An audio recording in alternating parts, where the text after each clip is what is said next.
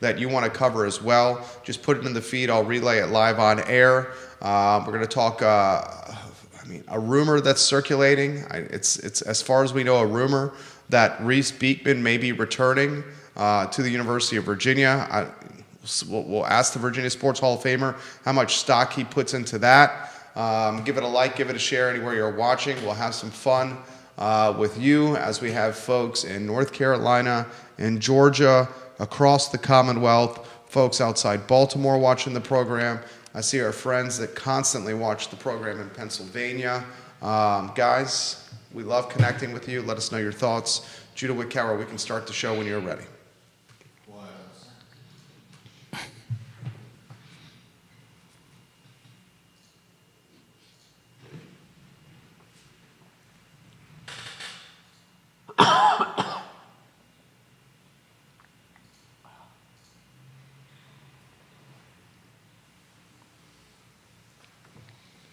Good Tuesday morning, guys. My name is Jerry Miller. Thank you kindly for joining us on the Jerry and Jerry Show. Today's program is loaded if you're a UVA sports fan. We got a baseball team that's heading to the Super Regionals, ladies and gentlemen. A Super Regional appearance for Virginia for the 9th time in the last 15 years. Brian O'Connor's Virginia baseball team is the winningest college baseball program since he took the job here in Charlottesville in 2004. Are the Who's getting the national respect they deserve? We'll talk about that on today's program. We'll talk about a regional that was 6,000 fans and counting, and many, many more watching across the ACC network in absolute delight, in a positive hysteria as Virginia flexes its muscles at the dish.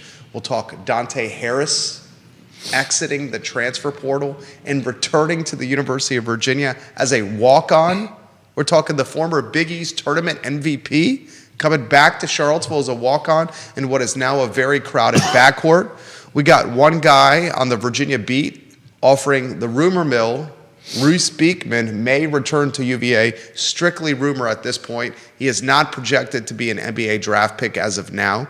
So much to cover on the show, including a Virginia golfer and Ben James qualifying for the 2024 U.S. Open.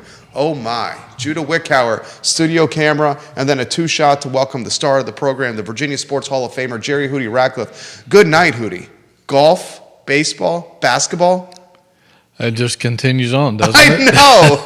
I mean, sometimes in the summer months, you're looking for the stories to cover. Not this particular week, my friend. No, our cup runneth over for sure, and it's a delight to see all the success going around Virginia and some of its athletes, and so happy for Brian O'Connor. What a delightful human being he is, and I mean, we had him on the show here in the studio a few weeks ago, and you could tell he was so excited about the potential of this team, and certainly they've lived up to that, if not surpassed expectations. And like you said, the 9th Super Regional, they're only one step away from another trip to Omaha, for goodness sakes. And at this point, you would have to think that they have a pretty good chance hosting Kansas State this coming weekend, Friday, Saturday, possibly Sunday if they need to go that far. And with all the support and the momentum they have, I wouldn't bet against it. No, I wouldn't bet against it at all. A potential third College World Series trip is on the line. That would be the third in the last 4 years for Brian O'Connor. Yeah. Going to Omaha for the third time in the last 4 years. As Hootie Ratcliffe just highlighted, they got to be the favorite with Kansas State coming to the dish. First pitch Friday, 7 o'clock, ESPNU. We'll talk about the Kansas State matchup in a matter of moments. That news just released before the program. First, let's talk about the regional. You were there in the press box. People were giving you props over there, Hootie. You were live tweeting. I was watching you while watching it on television as well. First, set the stage and paint the picture of what you saw this past weekend. I guess the first thing would be just the atmosphere was amazing. O'Connor said it was, in his memory, the best regional atmosphere that he could recall. and I would not dispute that. It was, I mean, you had more fans than you've ever had there for a regional, almost 6,000 every night, and they were into it, man. I mean, they were definitely into it. It was an incredible crowd, and it just made it such a spectacular setting for baseball. In terms of performance, going in, I guess we all knew that Virginia had one of the best offenses in the country, so that was no surprise. The surprise was that their arms came alive, and that was the big question mark going in. Can Virginia's pitching staff endure through a tough series against somebody like a Mississippi State? And not only did they endure, they dominated. If I'm Brian O'Connor, I could not have rubbed a genie's lamp and gotten a better performance out of my pitching staff than what he got this weekend, with guys going deep into the games, the relievers coming in and shutting people down. Jay Woolfolk. Unbelievable. The best performance of his life. Went from afterthought, what do you call it, from the doghouse to the penthouse in a lot of ways. Exactly. And he, looking back at the season, except for one game back on, I think, March the 3rd against UMass, which he went 6 innings, up until the other night, that was the only time he had gone past 4 1/3 all year long. And he goes 8 innings. Maybe he could have finished the game, but there was no reason taking a chance at that point, and so they replaced him to a standing ovation. But, I mean, he dominated a Mississippi State Bulldog batting order that was pretty dangerous. The same Jay Woolfolk guys from the football team that started against, what was it, Notre Dame? Notre Dame as a freshman. As a true freshman, as a backup, because the starter was injured. Who was the starter at the time? Brendan Brendan Armstrong. Yeah. 100%. Yeah, he had hurt his ribs at BYU. In that shootout. Out there in Provo. And you have a good memory. And he couldn't, he had a idle week, a bye week in between, but still his ribs were so messed up he couldn't throw. And they trot out a first year against one of the most storied programs ever. He gets bamboozled and banged up, Jay Woolfolk, and you got to understand the kid's a freshman playing against the Fighting Irish. Yeah. Then he makes the decision, a surprise decision, to leave the football team, where he could have been potentially the starting quarterback. Potentially the starting quarterback. Focuses on baseball, dabbles with Team USA, has a shaky 2024. I think that's fair. And ladies and gentlemen, Woolfolk, as Hootie Ratcliffe, I'm reading it verbatim, pitched superbly for 8 innings, 103 pitches, scattering 8 hits, striking out 7 Bulldogs, walking only 1, in addition to picking off a key Mississippi State base runner at second for the second out in the 6th inning. Award-winning writing from the Virginia Sports Hall of Famer. Woolfolk's got to get some love. He deserves any love he can get. And he was so modest after the game. I don't think he was accustomed to talking to media, particularly a whole room full like there was at the regional, and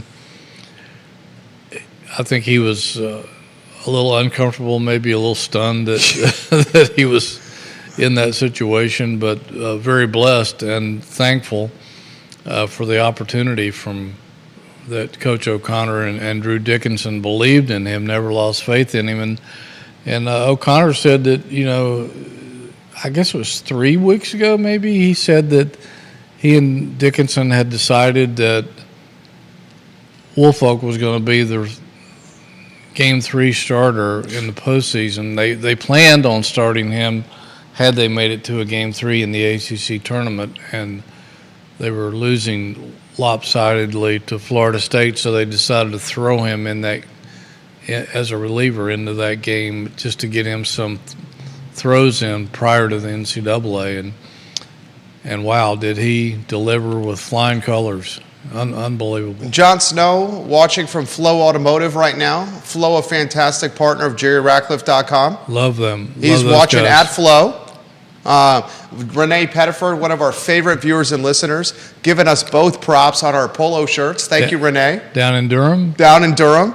She also wants to talk Dante Harris, the rumor mill about Reese Beekman leaving the NBA draft and heading back to UVA. He and I both follow the UVA guys, and unfortunately, Reese Beekman is now falling out of the second round projection-wise by most of the national and global pundits that cover the draft. We'll table basketball just for now, Renee, because we got so much baseball to cover.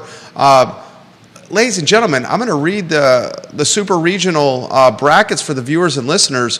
Virginia's got Kansas State this Friday at the Dish. First pitch, 7 o'clock ESPNU. Game 2, 3 p.m. at the Dish on ESPNU. And if necessary, June 9th, Sunday, 3 p.m. on ESPNU. Virginia is a heavy favorite at 44-15 overall. Kansas State 35-24. If Virginia wins the super regional matchup, they head to Omaha, where they will most likely face the North Carolina Tar Heels. The Tar Heels, a heavy favorite against West Virginia. That's super regional in Chapel Hill, Hootie. Yeah, I watched a little bit of that game yesterday. The Tar Heels came back and beat LSU, which is quite a feat in itself because LSU is probably considered the number one program in the country, and one that was hotly in pursuit of Brian O'Connor just a few years ago until he told him he wasn't interested, that he wanted to finish his career at Virginia, which shows you how fortunate Virginia is to be able to keep a guy of his caliber, and not only for his coaching expertise, but just a quality human being and a guy who contributes heavily to the community as well. But you were talking a minute ago, and we were talking off air about Virginia being the winningest baseball program in the nation over the last 21 years since Brian O'Connor came to town. I mean, if you stop and think about that, that's mind-boggling. Mind-boggling. Considering who he's up against. And because of the sample size. Yeah, exactly. We're not talking a few years here. We're talking 2 decades. Yeah.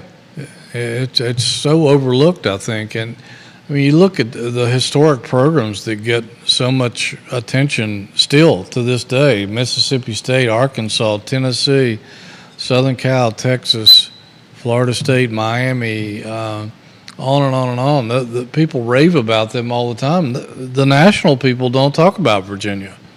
And it's about time that I think that they started doing so, because what he's done, and not just putting Virginia on the map, but they've gone to the College World Series 5 or 6 times.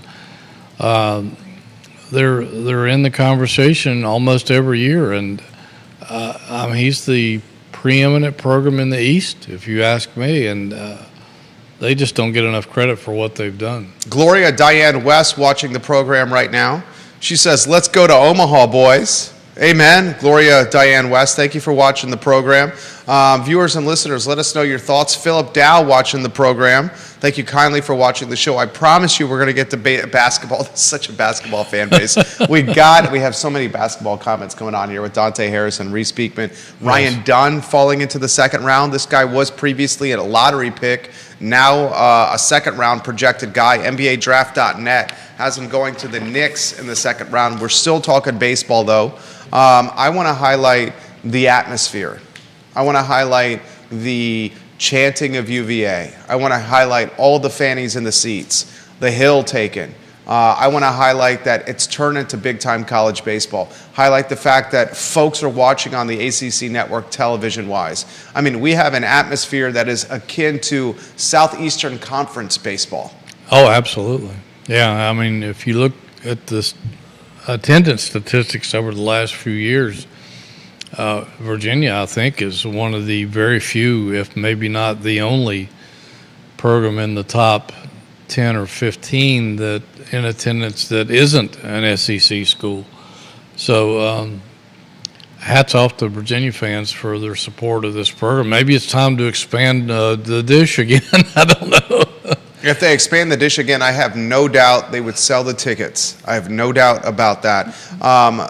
Kansas State matchup. What do you make of it? If the pitching performs like we saw in the regional, the hitting and offense is there, but the pitching complementing what's happening at the plate, I mean, you're looking at a team that could potentially win a national championship, and it's all about getting hot at the right time. It truly is, and again, it depends on the arms, because I think we saw this in last year's College World Series that sometimes good hitting can get beat by good pitching, and some of Virginia's best hitters last year were pretty much shut down in the College World Series against Florida and somebody else, Texas or Tennessee, I can't remember. But that's going to be the key going forward, is if these pitchers can continue to deliver at the level that they did this past weekend. I mean, Joe Savino was spectacular in the first game with Chase Hungate coming in and in relief, and then Evan Blanco in the second game was spectacular, and then Will Folk in the third. Again, you couldn't ask as a coach to have a better performance from your pitching staff, and saving those arms, keeping them fresh, had they needed them for another game. And now going into this weekend against Kansas State, you've got a really fresh pitching staff full of confidence, because they had to have gained bukus of confidence in that regional, just the way they shut people down. Gloria Diane West watching in Lexington, she's given props to Jay Woolfolk and his pitching performance. So impressive. I mean, if this fireballing, 6-footer can deliver like this 2 or 3 more times, you're looking at an incredible addition to this roster, an unexpected addition to the lineup. Oh, no question. I can't remember if we mentioned this off the air or we're on the air, but, heading into this weekend, he had only gone more than 4 1/3 innings. And that was in March. That was March the 3rd. Against an afterthought program. Yeah, UMass, he went 6 innings. But other than that, his endurance just wasn't there. And we asked him what the difference was. He said there really was no difference, but he said, I always felt like I was one guy that was just kind of one pitch away. One pitch would make or break him, and certainly he found that pitch in his favor over the weekend, as it has turned against him prior to that. Philip Dow in Scottsville says pitching is going to be the key for this super regional. Early in the season, it's been shaky, and there's some to that. It was, it was shaky, and we certainly give you that, and I agree 100% with you, Mr. Dow, on that comment. How about this one right here? If Virginia does get the victory and they match up against the Tar Heels, what do you guys make of that head-to-head in ACC showdown? Well, they played during the regular season, and Virginia won the series 2-1. That was quite some time ago, and both teams have gotten better. It should be a whale of a series should they meet again. No question about it. I think they're pretty even in talent, and two great programs. No question about it. Kevin Yancey in Waynesboro says, good morning, fellas. Hello, Kevin. We appreciate when you watch the program. I want to highlight this, and the super regional brackets just came out. Tennessee facing Evansville. You have a UConn. Man, what a year for the UConn Huskies. UConn against Florida State, an ACC team. Like UConn, you don't think baseball and UConn. They're in the super regionals here. I mean, this. You don't relate those two. No, I mean, guys, can you imagine how cold it is at the start of the baseball season in Storrs, Connecticut? They must play all their games on the road. I mean, good Lord, playing baseball in March in Storrs. Ugh. Kansas State and Virginia, another super regional. West Virginia, North Carolina, Oregon, Texas A&M, Clemson, and Florida, hell of a matchup there. NC State and Georgia, another super regional. And the last one, Kentucky against Oregon State. The Wolfpack have had a year to remember.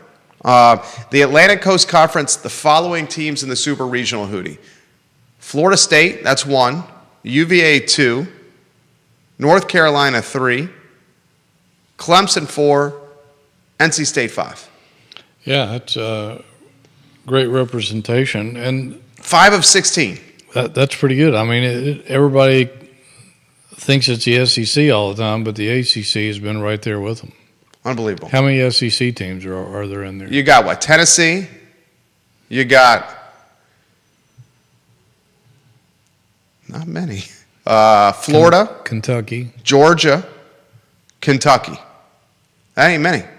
Yeah. I mean, still, A&M. Texas A&M's in there. So five SEC, 5 ACC. See, unbelievable. I mean, this is a matchup in a super regional that excites all college baseball fans. The dish is going to be packed again. National coverage. I remember what Coach O'Connor said while sitting next to you. There's not much sports going on in June. He said that. Yeah. And here he is. And ironically, he mentioned that the other night during his press conference after one of the wins over Mississippi State. The very same thing he said on our show a few weeks ago, that he actually relayed that to UVA's president in a meeting he had with him about how important it is for Virginia baseball to be good at this time of the year, because there's no other college sports really going on, and they're getting incredible free advertising nationally in prime time for the University of Virginia, and that it's unopposed viewing. So very valuable to the University of Virginia on so many levels. Vanessa Parkhill, thank you for watching the show. And Earlysville, James Harsh, thank you for watching the program. Viewers and listeners, let us know your thoughts. We'll relay them live on air. I mean, this is coming on the feed again. When you guys start talking Brian O'Connor, greatest coach in Virginia sports history. Hard to argue that. I mean, you look at the results. He's been to essentially the final 8, 5 times, 6 times, something like that. If he makes it this year, it'll be 3 of the last 4 in the final 8, the Elite 8, if you may. He's won a national title. Yeah. It's certainly on the Mount Rushmore of UVA athletics, if nothing else. But you can make a case that he's the winningest guy in UVA athletics history. And especially taking a program that was about to become a club sport in Charlottesville at UVA.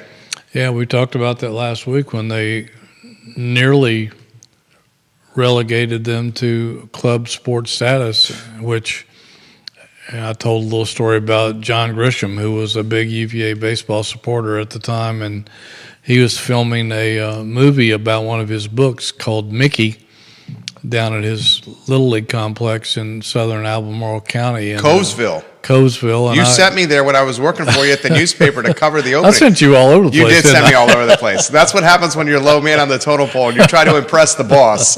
You go to the Little League Park grand openings in Covesville, which was, I think, about a 40-minute drive from us at the newspaper, 45 minutes or so. I'm going to tell you right now, that is the most pristine Little League field I've ever seen. It was unbelievable. He didn't have a single blade of grass that was not cut perfectly. And he was cutting the grass. He was cutting the grass. And liming the field. Yeah. It was like out of Field of Dreams. It really was. And I'll never forget when the first time I met him, he invited me to come down there and look at the complex. And the first 2 times we were snowed out. It was in very early spring. And finally made it down there, and he was sitting there on a gator, and me and my daughter, who was thrilled to meet John Grisham, went with me, and we rode around on the gator on him because everything was a sea of mud at that time. They hadn't built anything really except just laid out the complex, but it's spectacular. But anyways, I've never seen him so upset as he was that day after he had gotten word that they were thinking about dropping UVA baseball to a club sport, and he was adamant that wasn't going to happen. And he and people like Phil Wendell and some other great leaders in the community who love baseball came to the rescue, and look what their efforts have produced. He brings a guy that's a pitching coach to Charlottesville in his early 30s at a press conference that no one was at a team in the first few games of the year in March. You could probably count the fans in the stands on 2 hands and 1 foot. Yep. And now you have max capacity, national television coverage, and potentially 3 trips to Omaha in the last 4 years, and a national championship trophy on the mantle. I mean, this is a storybook, the stuff of movies. It really is. I mean, the way he turned this program around and built it into a national power. And, you know, we've talked about this before, but you look at that corridor he's built from here all the way up to the Northeast into New England. There's really no other consistent baseball power program in that whole Mid-Atlantic Northeast. That whole avenue, and yeah.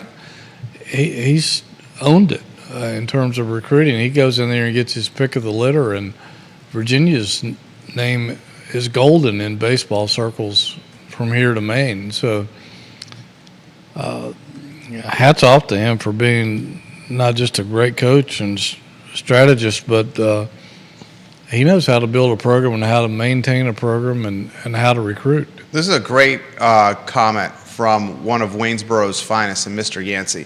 Vanessa, I'll come to yours in a matter of moments here as well.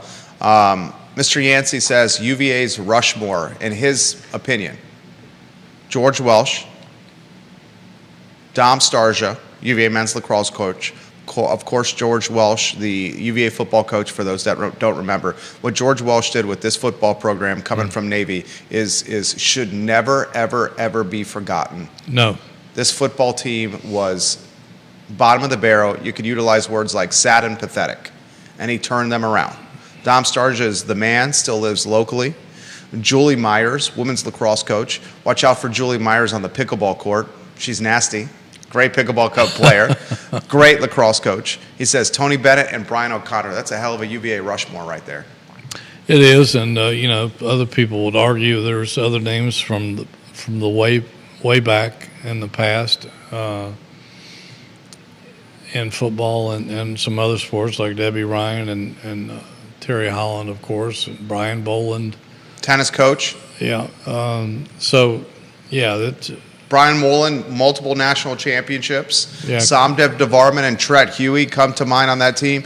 Tret Huey still around the Boar's Head as the tennis coach with the team, coaching juniors as well. The fantastic left-hander. Boland very well could be on that short list. Oh, the no current question. coach could be on that short list. Yeah, no question. So, I mean, there's a lot of people to choose from. The swimming coach has certainly put his name on the map. How about the rowing coach? The rowing coach has dominated the ACC for a quarter of a century. So many great coaches throughout the decades over there. You can't overlook some of those people, but that's why I don't like Mount Rushmore's, because you're going to leave people out. And let's cut to the chase. How do you compare across gender and sport? Well, you really can't. Yeah, it's not apples. It's not apples and apples. No. And then what's the standard as well? Football, for example, you can make a legitimate argument that the success trajectory in football is the steepest of any of the sports in UVA's athletic department.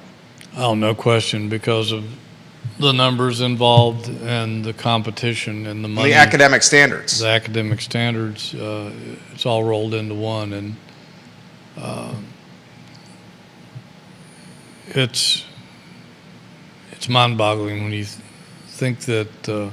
And once you get down in football, there's no mercy. It's hard to come back. It really is, because you're fighting an uphill battle against other people who have just as much invested in it as you do. So It's a tough sport to be really consistently good in. Comments coming in. I'm reading them right now on my phone. Man, comments are coming in quick here. Miss Parkhill says, a friend of ours was coaching at Cove Creek when Mickey was filmed. Our family joined many others from the community as extras filling in the bleachers. Cool experience in an amazing facility. From Vanessa Parkhill of Earlysville. Yeah, that I haven't been down there in years, but when it first opened, I was there quite often, and I'd never seen anything quite like it before. And I remember asking John that day how much it cost, and he said, honestly, Jerry, I don't want to know, because I know I've spent a lot more on this than I had planned on. But out of the goodness of his heart, he did that for the kids of Southern Albemarle County so they'd have a place to play baseball and softball. Yeah, and to this day, I see Mr. John Grisham walking around the downtown mall, often sporting a blue blazer with gold buttons, khaki pants, and loafers with no socks on. That's John. Walking around the downtown mall in the most humbled, unassuming fashion. He's just an old Southern boy. Old Southern boy. He's been on my podcast several times. Great guy. We talk about, he loves to talk about sports. I think it's kind of a release for him. Well, was he at one time a sports writer? Is it memory serve? I don't know that. Okay, maybe early years. Maybe don't hold me to that. I think if memory serves, multiple people are saying amen to George Welsh, the impact he's had on this program. Hootie Ratcliffe has done a fantastic job highlighting and commemorating and putting that impact front and center. Gosh, the basketball comments are coming in so fast here. Dot the I's and cross the T's on baseball for us, Hootie. Excuse me. That didn't go down real. Pardon me. Just a fantastic job, a fantastic atmosphere. I think that the Mississippi State coach and the Penn coach both confirmed what we had talked about for weeks, that this is one of the most potent offenses in the country, and you can't hold them down because there's no easy outs. Everybody in that lineup can hit. You can't take a breath because the next guy is just as good as the guy before him, and so we're still waiting on an explosion to occur, and maybe that'll be this weekend against Kansas State when these bats all wake up at the same time. But until then, the pitching has been incredible, and I would have to think that if I were a betting man, I'd be putting all my money on Virginia making it to Omaha again. I mean, you're talking a baseball team that's going against a Kansas State ball club that's 35-24 overall. The Who's 44-15. Virginia's got home field advantage, nationally televised on ESPNU. First pitch Friday, 7 o'clock. Super regional, with a trip to Omaha and the College World Series on the line. All right, guys, we've promised basketball. As you go to maybe a lower third for Dante Harris, Judah. Dante Harris withdraws from the transfer portal. You're talking a guy that was a recruit, a transfer from Georgetown, was the Big East tournament MVP. As a freshman. Coach Williford joined us on the show. Prior to the season started, he called Dante Harris an on-ball defender of Kihei Clark's caliber, if not better than Kihei Clark. Yeah. Dante Harris's season in Charlottesville did not go as planned. He struggled out of the gate, in particular with the jump shot. Then a high ankle injury lingered and really impacted Dante Harris. Looked timid and lacking confidence with shooting the basketball. He appeared to be, or what looked like, a numbers issue.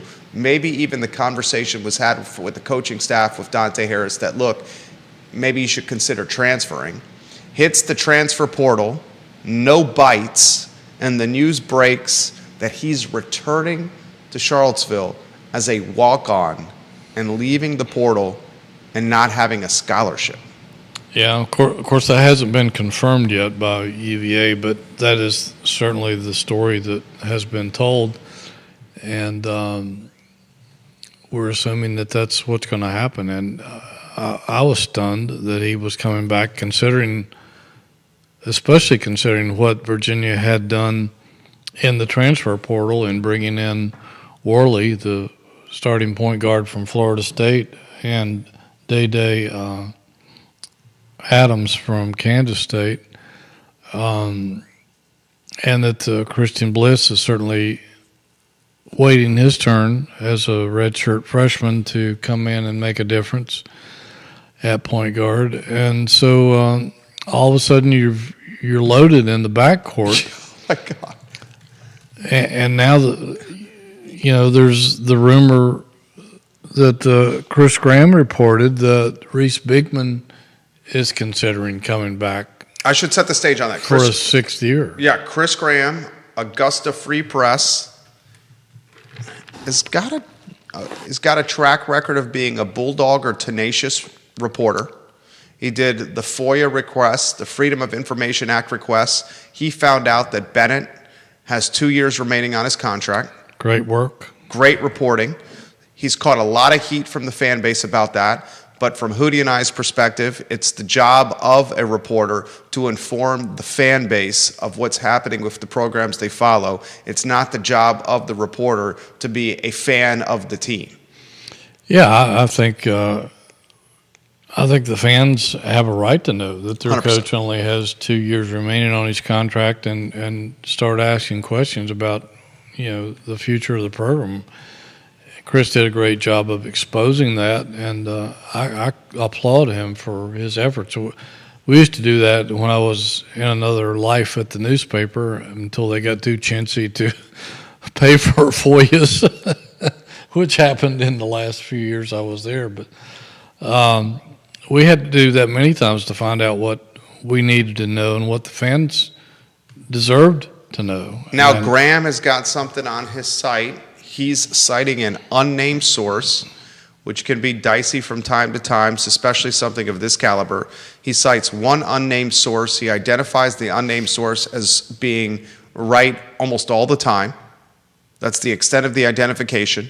And he says this unnamed source that's right just about every time mentioned to him that Beekman, who's now fallen out of the NBA draft projections, not even a second-round pick. Remember, second-round money is not guaranteed. right. So not even a second-round pick is considering a return to Charlottesville as a 6-year. He's got the COVID year. Right. And has to weigh this decision. Could I make more money as a 6-year at UVA with NIL revenue versus playing in the G League and make my game better to then make a push following a 6-year to get drafted again? Yeah, it certainly makes sense if you look at it from the financial standpoint. I'm surprised that he slid completely out of the draft picture on some of the draft boards, but that's the harsh reality of being a pro athlete. Amen. And, Right. Especially a sport like basketball that has global talent pool. Absolutely. I mean, you're looking at most of the pick, not most of them, a large portion of the picks in the first round, which is the guaranteed money. They're not even college players. We're talking about Europeans here. Tons of Europeans. Yeah. And we're seeing more and more of those guys making a difference in the NBA. I mean, look at Luka. every year. Yeah, that's And the Joker. Perfect examples Yeah. right there. And those guys are coming in waves that people we've never even heard of before. But the NBA people certainly know who they are. And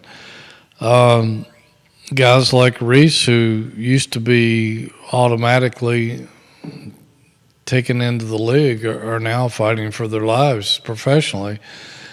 And you really, if he's relegated to playing G League basketball, there's not a lot of money in that unless you are fortunate enough to convince an NBA team to give you a two-way contract. You can actually make some decent money doing that. Certainly not the big money, but impressive money. And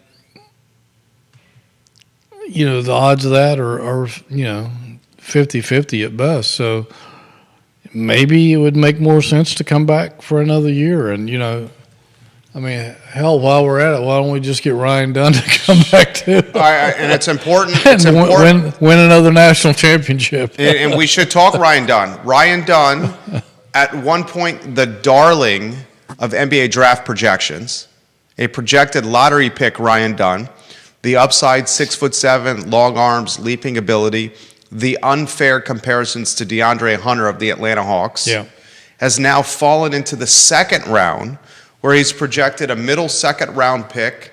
NBADraft.net, which is pretty darn accurate a lot of the times, has got him going to the Knicks in the second round.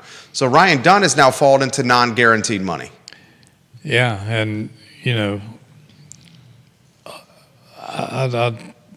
I guess money's not the biggest issue with him, but, if you're a second round guy, your fate's up in the air because, for sure. Again, there's no – if you're a first-round guy, they're going to do everything they can to keep you on that roster.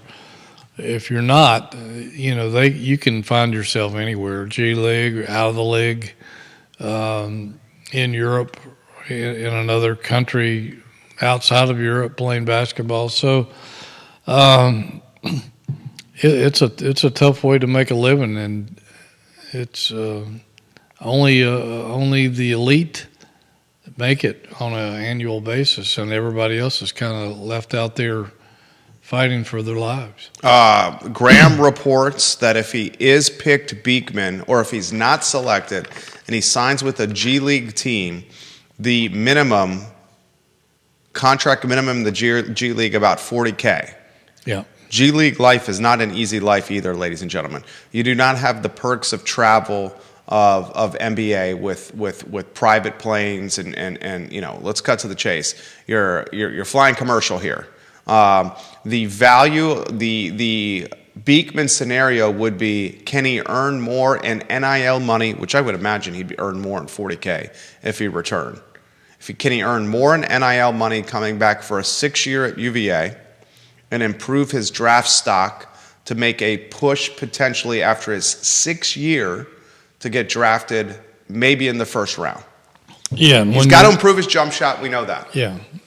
And when you're getting up to your 6th year too, the NBA is looking at you as too old, as an older player, yeah. And your value diminishes because you have less chance of having a lengthy career. So it's all a gamble, and certainly you better have a good agent, if nothing else. But there are no secrets on that level. I mean, NBA scouts, I know some of those guys, and they're so thorough. They know everything about your game, your strengths, your weaknesses, and how you can fit in for their club or somebody else's club.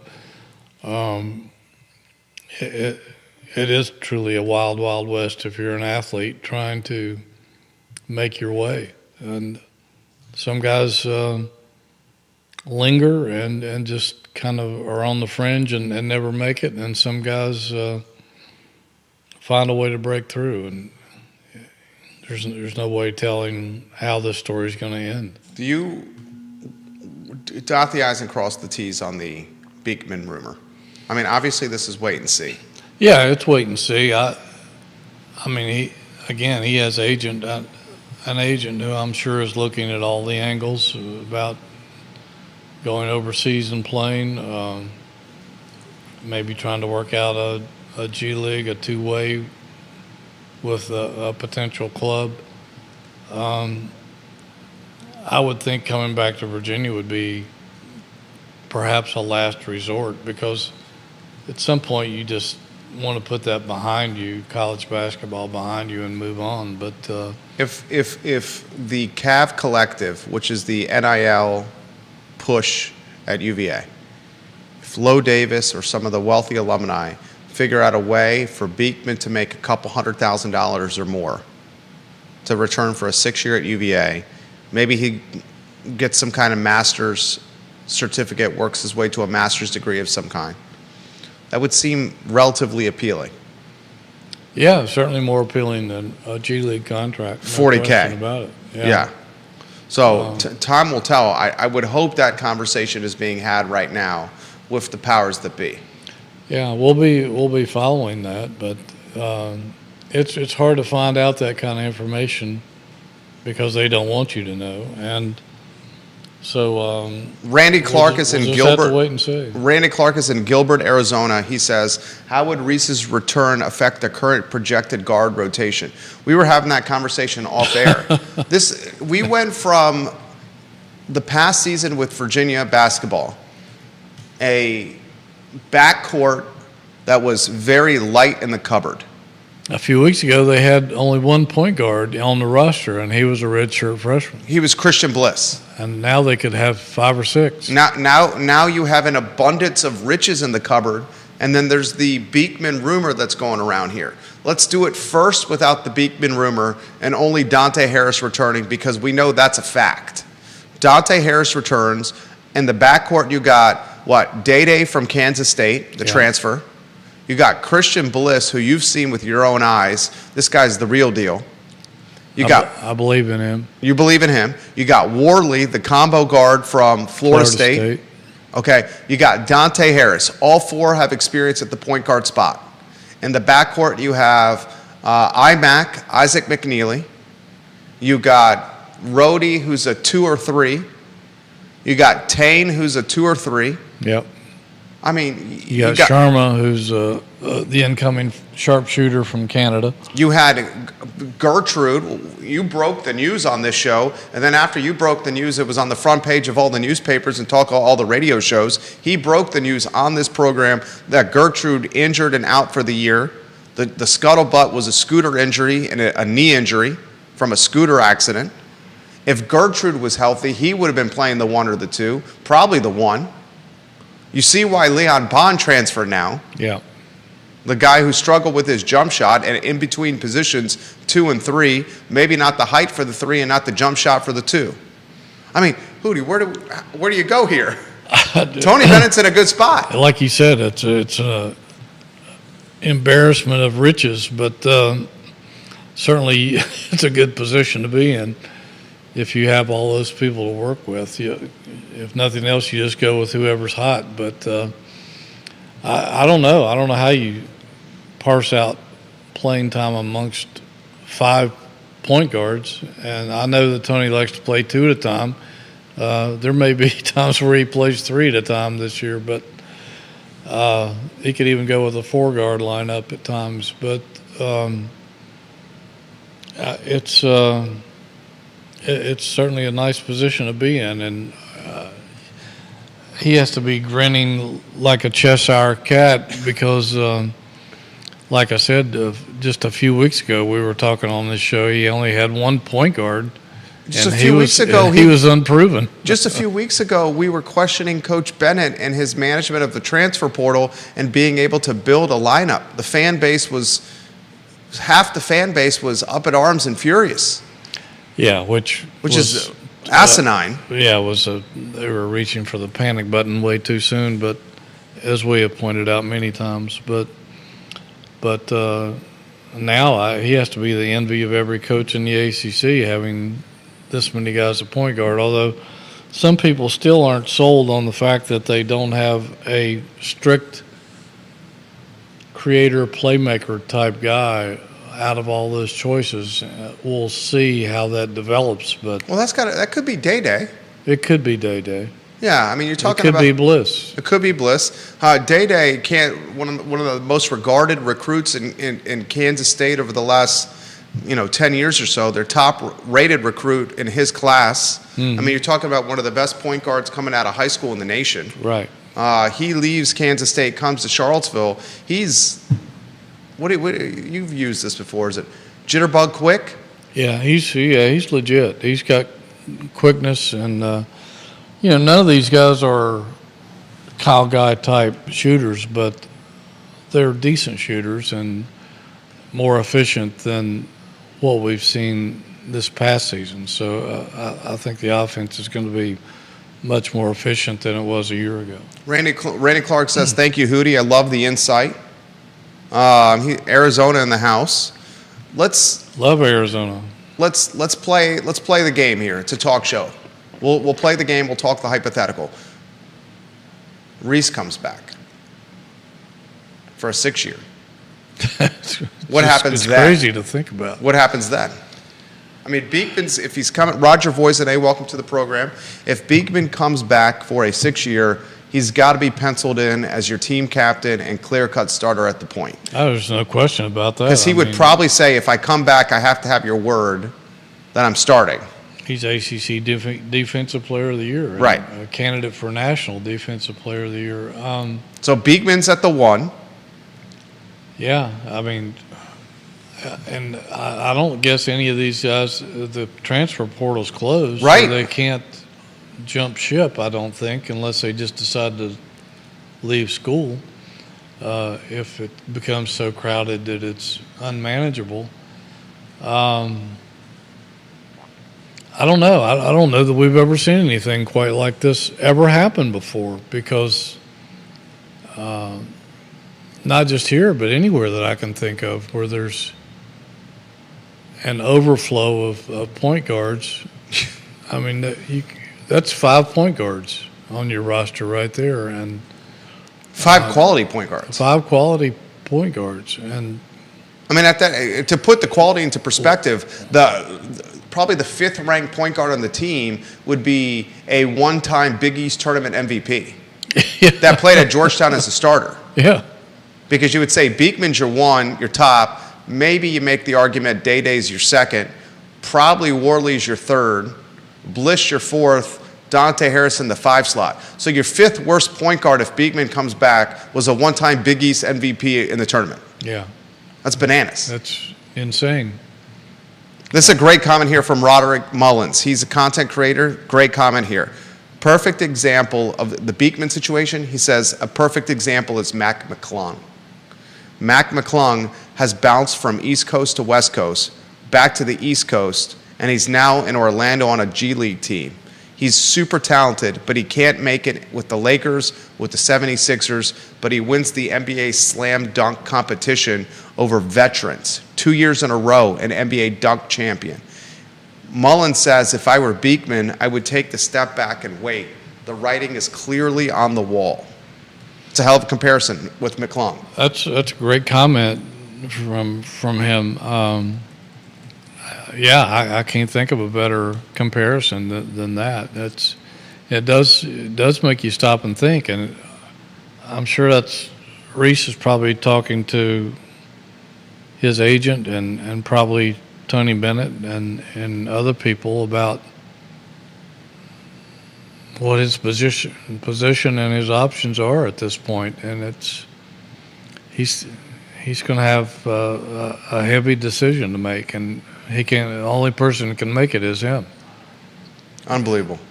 Stacey Lee, thank you for watching the program and liking the show. She's, I believe, watching it in Los Angeles right now.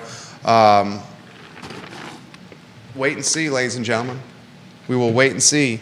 How crazy would it be if Ryan, and I don't think this is going to happen, but Ryan Dunn, now a second-round pick, from lottery to second-round pick, and just like, what's your starting lineup? That question here. What's your starting lineup in game 1? Well, it depends on. Let's say no Beekman return. Oh, okay. Well, if no Beekman returns, well, you got to go with McNeely at number 2. Yep. I think 3 is going to be a toss-up, and I wouldn't write Tain Murray off because I think he's in store for a really good year. He really impressed me late last season, and I'm sure he's working hard on his game. Probably T.J. Power at the 4, and if Buchanan develops over the spring and summer like I expect him to, I think he'll be at the 5. San Diego State transfer off the bench. Yeah, Saunders off the bench. Then at point guard, wow. I mean, do you go with Worley, who has 3 years of starting experience, or you go with Day-Day, who That's massive upside. Has massive upside with 3 years of eligibility and maybe the chance to be that creator that they're talking about.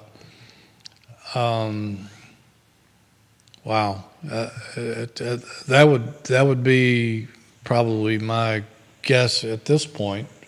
But he's going to have some great options that he hasn't had in a while because there's just an abundance of wealth there. And a lot of it's going to be who wants it the most. Some of these guys are going to make that decision for him and how they prepare and how they develop between now and October 15th. Now, I know preseason rankings, we don't put a lot of stock into it, but I would imagine this is a preseason top 25 team. I think it is now, yeah. I really do. I've talked to some people who are very familiar with this roster, and they're excited about it. And so I know if they're excited, they're expecting big things. Ladies and gentlemen, we'll follow it closely. Crazy news, more positive crazy news. You got was he a rising second year, the golfer Ben James? Ben James, sophomore, just finished his sophomore season for Bowen Sargent's golf team over at UVA, which had a heck of a year, making it to the national quarterfinals for the second straight year, lost to an SEC team for the second straight year, the eventual national champions, actually. Ben James finished second nationally in the individual competition, coming off just 2 great years that he's had here at Virginia. And we got word yesterday that Ben James qualified for next week's U.S. Open in Pinehurst, one of my favorite golf courses in the country. And he'll be one of 3 Wahoos, Jerry, in the U.S. Open. What do you that's got? Never happened before. Denny McCarthy And Ben Coles. Unbelievable. I've had the opportunity to cover a bunch of U.S. Opens, and all 3 of them that have been at Pinehurst, dating back to the Payne Stewart raised fist in the air on the incredible putt on 18. I was standing right there at the green side and saw that as he beat Phil Mickelson. Phil Mickelson robbed of his only U.S. Open opportunity, I guess. It's the only major he hasn't won. So that's exciting that you're going to have 3 Wahoos to root for in Pinehurst number 2 next week. Susie Bailey Stone, thank you for watching in Jacksonville, Florida. 3 Wahoos in the U.S. Open, June 13th through 16th at Pinehurst number 2.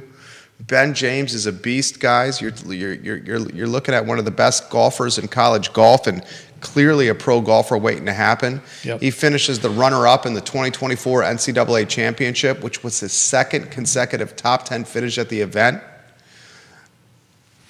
This athletic department, top to bottom, is fantastic. The depth is just second to very few. Yeah, I mean, when we had Craig Littlepage sitting in the chair here in the studio a few weeks ago, we asked him about that, and yeah, he was charged with, his mission was to make Virginia's athletic program the Stanford of the East. And with the Director's Cup. I'll be damned if he didn't. I think he did. Yeah. I think he did.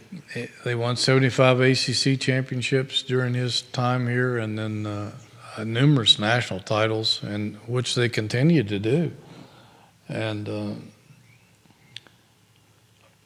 it's one of the top athletic programs, top to bottom, in the country. If they can ever get football back to where it once was, Katie bar the door, because there's no stopping these guys. And, we went an entire show, ladies and gentlemen. An hour flies when you're sitting across from a Virginia Sports Hall of Famer without even talking football. And we're in June here. Training camp is a mere handful of weeks away. And football is going to be front and center very soon. But we got a baseball team that's trying to make a push for the College World Series. We got 3 Wahoo golfers in the U.S. Open. We got potentially Reese Beekman returning to UVA to play basketball for a 6th year. We got a Big East Tournament MVP coming back as a walk-on. It's just a great time to follow Virginia athletics right now. This is one of our best shows, my friend. A lot of fun, a lot of controversial topics. I'm sure the fan base is all abuzz with all the possibilities and all the rumors flying around out there. Jerry Hootie Ratcliffe, guys, is the namesake of JerryRatcliffe.com. Find it online, JerryRatcliffe.com. We are on the website every single day for everything Virginia sports related, JerryRatcliffe.com. Judah Wickhauer behind the camera. He's our MVP. Our MVP, Mr. Consistency, the director and producer, Judah Wickhauer. My name is Jerry Miller, the show, The Jerry and Jerry Show, wherever you get your social media and podcasting content. The I Love Seville Show, up at 12:30 p.m., guys. So long, and thank you kindly for joining us. Take care. That was excellent. Fun show.